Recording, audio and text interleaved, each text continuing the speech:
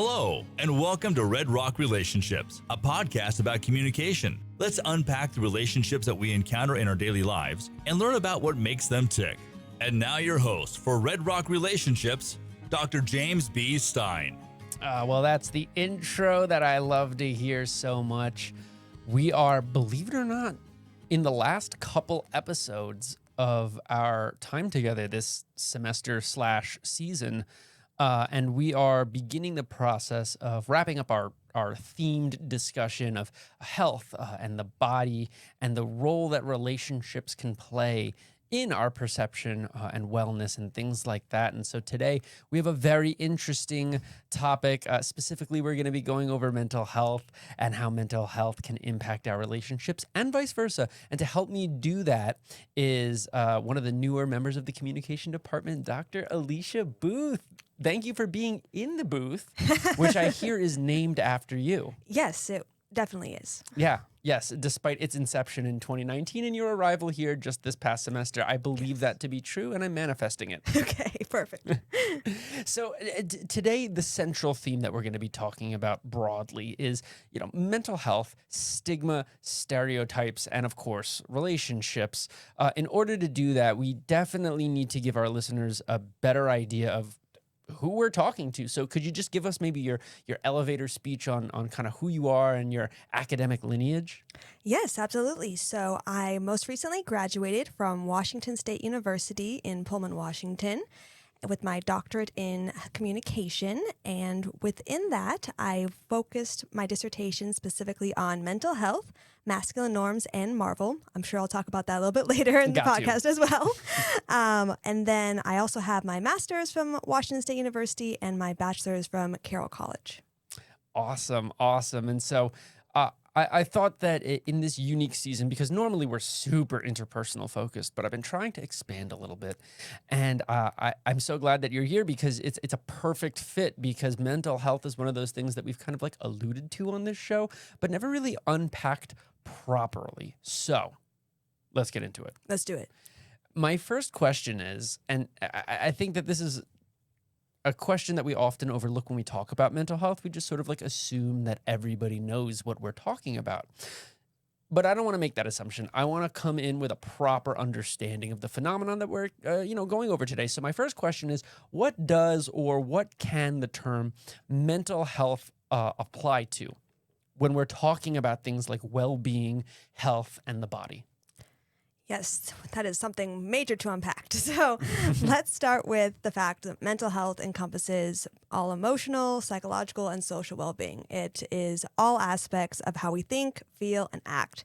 And the reason that I started focusing on mental health, I want to give a little background on that. Back at Washington State University, there was a football player, Tyler Helinski, who committed suicide in January of 2018.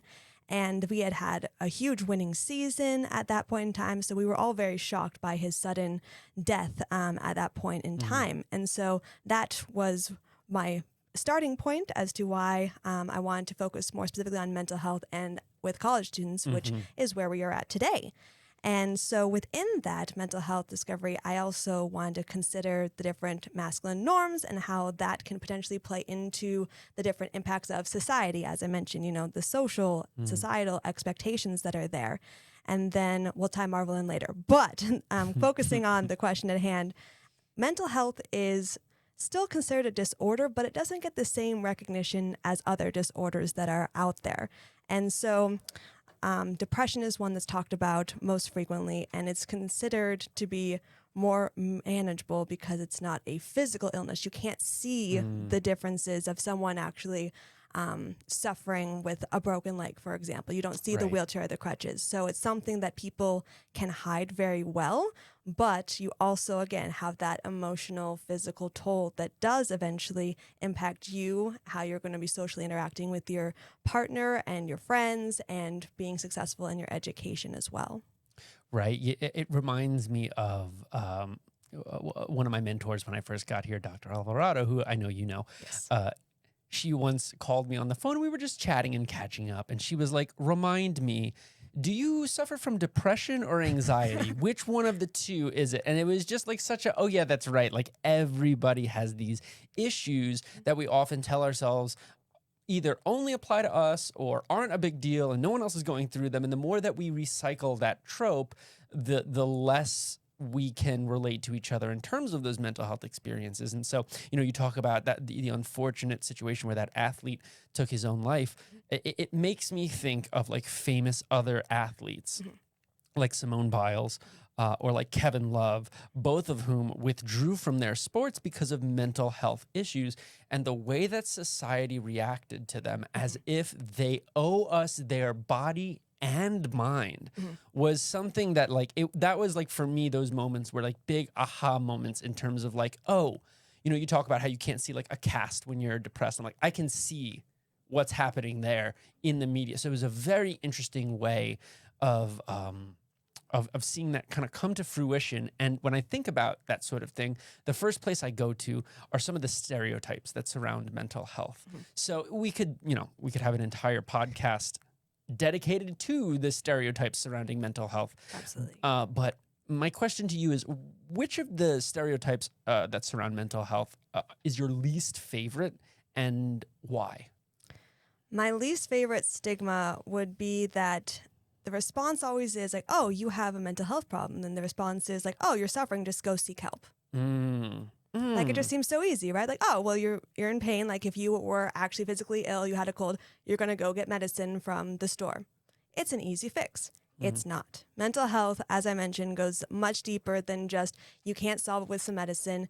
It can be developed in a recent time period. It could be trauma over a long period of time. So you have to, as a person, understand what mental health issue you're struggling with, and then also have the courage to defeat the stigma that your friends and family are putting you into, and actually being willing to seek the help. And I know that let me find my statistics here real quick. I know that there's one about there's a lot of negative attitudes, obviously, towards seeking psychological help. That's in my masculine norms and mental health article. And in 2019, the percent of adults age 18 and over with regular feelings of worry, nervousness, or anxiety was 11.2%, according to the CDC. So that just blows my mind with like a general statistic of that. And then within college students specifically, I think it was a third of them. Let me find here that, yes, it was extremely low. People who have mental health concerns each year, only a third of them actually seek professional help. Wow. It just makes me think when you say 11%, that's a minority, obviously, but it makes me think like we walked down the hallway to get here, right? Excuse me. We walked down the hallway to get here and we passed 10 people. Yeah. So at least one of those people is struggling. And what you're telling me is that if we walk down a hallway and pass 30 people, of the people who are struggling, only one of those 30 is going to be seeking the help. And we could spend all day talking about like the availability of those sorts of resources and how, some folks are quote unquote not allowed to seek help. It makes me think of the research of Dr. Olga Davis, who I've mentioned before. She specifically looks at Black men and their mental health issues, and she looks at the barbershop as a way in which those individuals can use disclosure in an environment where they might not be able to seek help because of the stigma surrounding it. So I think that's a really I didn't think that was the direction you were going to go with. But I'm glad you did, because like this idea of like, oh, just get help. Well, everybody experiences something like depression or anxiety differently, right? Yeah. Some people need or want medication. Some people need or want somebody to talk to and know to. And that's, I think, what's so tricky, right, about the struggles that folks encounter with mental health is that a broken leg is a broken leg, right? Yeah. But everybody approaches and experiences these mental health issues differently. And there's simply not enough research or science on the issue. Absolutely. Because, we know how to fix a broken leg, right? We know the process, the surgeries that need to go into it. But mental health is different for every single person. And like you said, medicine works for some, it doesn't work for others. Sometimes it takes time to figure out what combination of medications do work. And they're still suffering during that entire figuring out period after they've already taken that first step of, I do need help. Right. Yeah. And so it's not just, oh, you should go seek help, right? It's you need to maintain the help, and you need to make sure that you're working with somebody who's who you're comfortable with. Like, you can't just like open someone's brain and start pushing the buttons on their amygdala to make things work in the way that you would like open someone's leg and start, reconnecting tissue. Or I don't know. I'm not that kind of doctor. Exactly. You're not a doctor. But yeah, exactly. Yeah. All right. Let's get a little bit into your work. Right. So a lot of your work is involved in media representation. And that's something that we've actually talked about numerous times on this show through a stigma standpoint, through a mass comm standpoint. How do you, in your expert opinion, how have you seen mental health being discussed in the media in the past?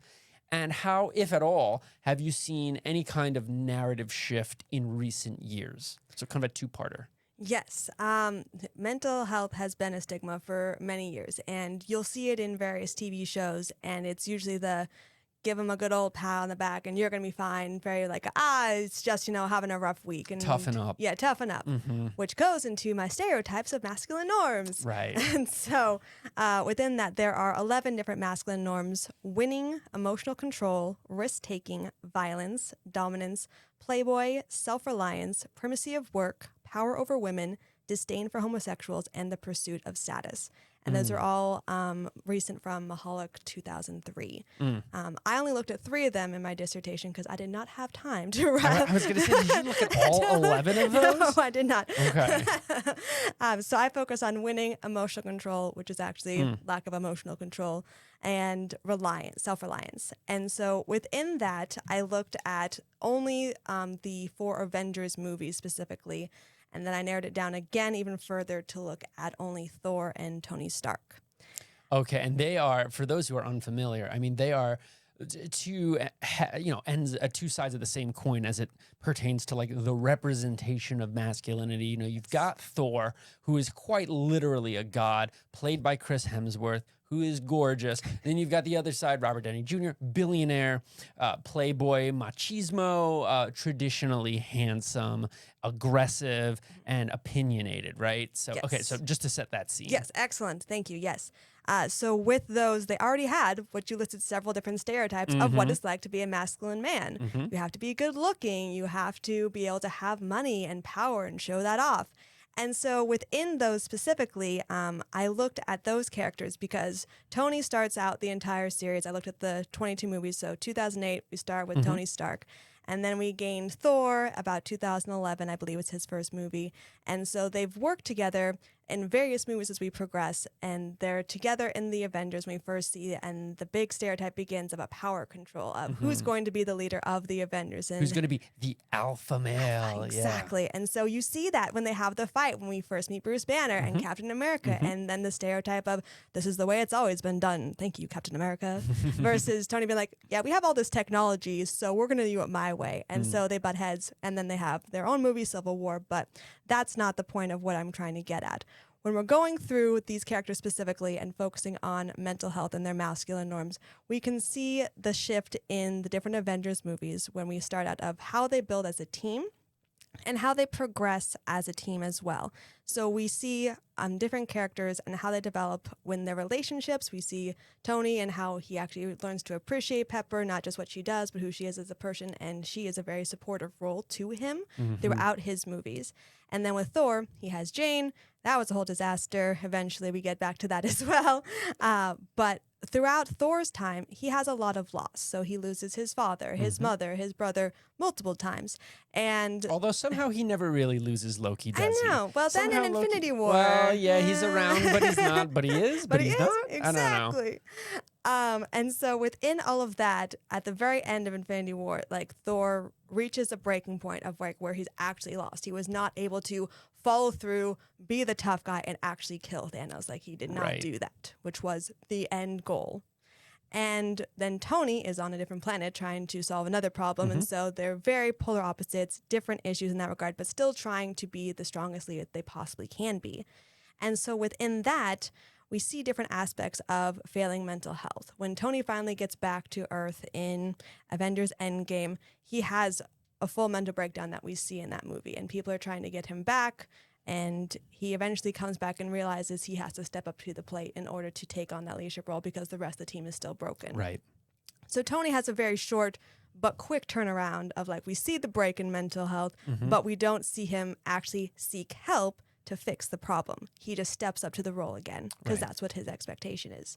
Whereas Thor, we see a physical change as well. Yeah. And so there's, again, the stereotype, everyone calls him Fat Thor, Fat right? Thor, of course. Thor. And now it's a whole meme, and there's Halloween costumes. But behind it, the stereotype of mental health is so prominent, and there we are minimizing it again. Right. And so within that, we see him drinking excessively. We see he's gained weight. We see him playing video games and only hanging out with people that are going to think the same way as him. Right. And so his friends do reach out to him, as we see in Endgame, but he doesn't accept the help. So again, not seeking help still being offered, but he has to make that decision to actually seek the help eventually. And so when we finally get to them going back in time, we have that epic moment where he is able to talk to his mom and finally realizes that he was never unworthy, Right. even though he was depressed. And it was very obvious. So he reaches out his arm, Hammer comes to him, and he just starts sobbing. And that was the moment that I wanted to know more about. As someone who had studied mental health, I wanted to see more, like we have talked it through. We've had all of our friends and family support us. We realized we were never unworthy, but then the conversation ended. Yeah. And so like there's a couple of things that stand out to me there. The first one is the physical representation of his depression in transforming into Fat Thor, which I think is in some ways useful, right? Because it provides us with like a vantage point of I can see his depression. Yes. Right. But I'm torn because they could have kept, you can be sexy and depressed. Yeah. You can be both of those things. And I think that it does a disservice to say, because it reinforces some of those masculine stereotypes. If you are in shape, it means you've got your stuff together. And that's not necessarily always the case. So at the end of the day, I have mixed feelings about that. But I think that the point that you make about the difference between having help offered versus seeking out help and the interplay between the two, because people can offer to you all day if you don't take it, or you could be seeking it, and if it's nowhere to be found, either of those disagreements can dramatically damage the person's psyche. And although I think Marvel did some good moves there, I think it was obviously in many ways also lacking. Yeah, I was glad that they actually pointed out that, you didn't become unworthy because he had gained weight and didn't follow through with meeting the masculine norm that he was supposed to be held up to, but it was okay in the end. And so I was proud that they acknowledged that that is something that we can talk about, but there wasn't enough of the conversation. And even in some of their shows after now, I'm like, I want them to have this conversation more because they're such a big platform. They could have such an impact. And I just don't see them making an impact on changing the narrative. I know they have to stick to their stereotypes of their comic books, but it's now modern. You can make some changes. They've already made changes to outfits. You can make changes to the conversation as well. Yeah, I think it's important to remember that, like, when you have a breakthrough, it doesn't mean that your depression is cured, right? Exactly. Like, that's simply just not how it works. One of the ways it does work is through the formation and maintenance of healthy, quote unquote, healthy relationships. So the last question that I have for you today is, how do you think that maintaining, forming, developing meaningful relationships can aid in or perhaps detract from a person's mental health and just overall well-being? Yeah, absolutely. It can be a great thing or it can be a detrimental thing, as you mentioned. So within mental health specifically, and if you're struggling with that, relationships are always going to be a two-way street. So my advice, I guess, would be to choose yourself, but also be willing to choose your partner. Like, you need to be able to understand where they're coming from and not just do the good old boy pat in the back. You're going to be okay. Have the conversation and those communication styles that are going to vary person to person, and understand their nonverbals as well, because they might not be gaining weight physically, but you can see that if they're putting out this extra emotion to try to be thoughtful for you, but you're not refilling their cup, then you're going to always have a struggle, and that can lead to some toxic relationships of them always taking and taking and taking, and you always giving and giving and giving, and then that can lead to some very different ways of relationships potentially ending and potential mental health issues as well. Yeah, it makes me think of, and I talk about this with my students, equity theory and the idea of, if I'm putting in an 8 and getting back a 4, and I turn around and my partner's putting in a 2 and getting back a 9, I'm going to feel like I'm in an imbalanced relationship. Yeah. And that can unfortunately exacerbate some of the issues that I'm already going through. Now, on the other hand, if I'm putting out an 8 and getting back a 4 and my partner's doing the same, we may still be in a rough spot. We may still feel like it's tough, but at least we can look at the other person, right? Yeah. And say, I know you're putting a lot into this, and I am as well. And just knowing that can ground you through rough patches and turbulent, episodes, and hopefully, produce a stronger, more salient solution to that. But I think you bring up a really important point of like, yeah, we need to certainly value the other person, but we also need to make sure that we fill up our cup as well, because working on our mental health is something that other folks can help us with, and also something that we can attack, even if it's just a trickle at first. Yes, absolutely. Yeah, mental health is not just mental, it's also the physical, emotional, spiritual well-being that you have to take care of. Yeah, and I think it's also important to recognize that it manifests in different ways. Absolutely. Like me personally, if I'm feeling down, although it can be tough, like I'll go to the gym. I'll go shoot some hoops. I'll go outside. I'll go for a walk with my dogs. My partner takes a bath. That's what she wants to do. She wants to take a bath. And like me, I'm bouncing around the apartment. I'm like, you ready to go for this walk? And she's like, oh, I do not want to go for a walk. Yeah.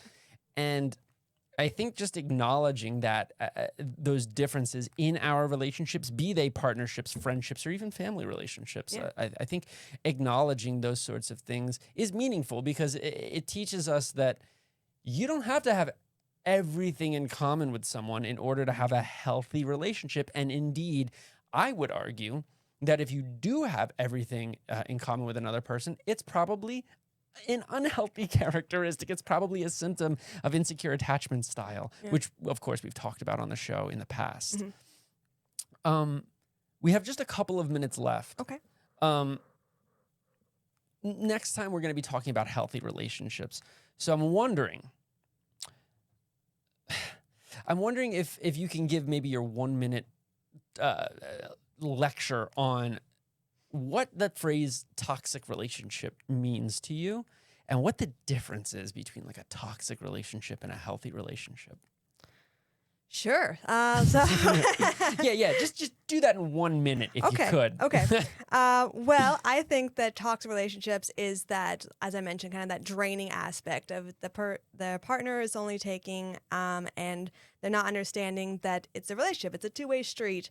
And healthy relationships, as you mentioned, they can't be, you have everything in common, but you have enough in common to be able to have a foundation and be able to grow together as well. You're not just taking, you're also giving, and you're growing yourself and your partner and your relationship together.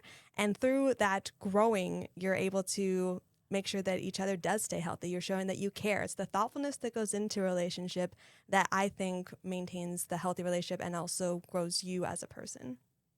Yeah, and I think that a lot of the time,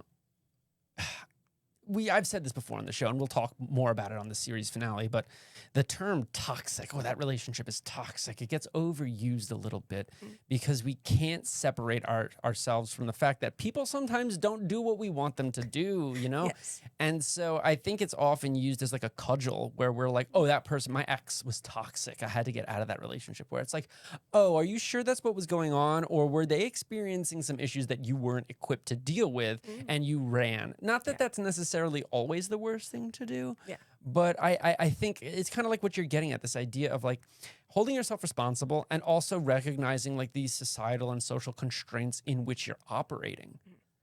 Yeah, there are certain expectations for men and women in different types of relationships. Again, those stereotypes, those masculine and feminine norms, they're very present, and they're expected of you in leadership positions as well as in relationships, as well as with family norms as well. Like, who's the one that does cooking for Thanksgiving? Right. Me. It's me. Yes, you too. I'm the one who's cooking for Thanksgiving for sure. Well, on that note, we will be finishing up with a talk on like what even is a healthy relationship, but that's for next time. Okay. So for now, thank you so much, Alicia, for joining the pod. Much appreciated. Thank you for having me. Anytime. And I may have to knock on your door again in the not too distant future. Sounds good. But for now, we are done. We're going to be finishing up by talking about relational health broadly next time. And next season, I've got quite the idea. Okay.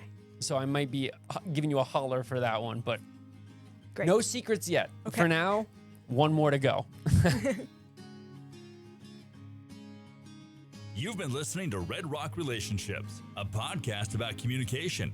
Thank you so much for giving us some of your time. If you'd like to be on the show or have questions for us, please send us an email to redrockrelationships@gmail.com. You can also find us on Facebook, Instagram, Twitter, Spotify, or wherever you listen to your podcasts. Just search Red Rock Relationships. Thank you again. And remember, it all begins with good communication. This has been a production from a podcast studio.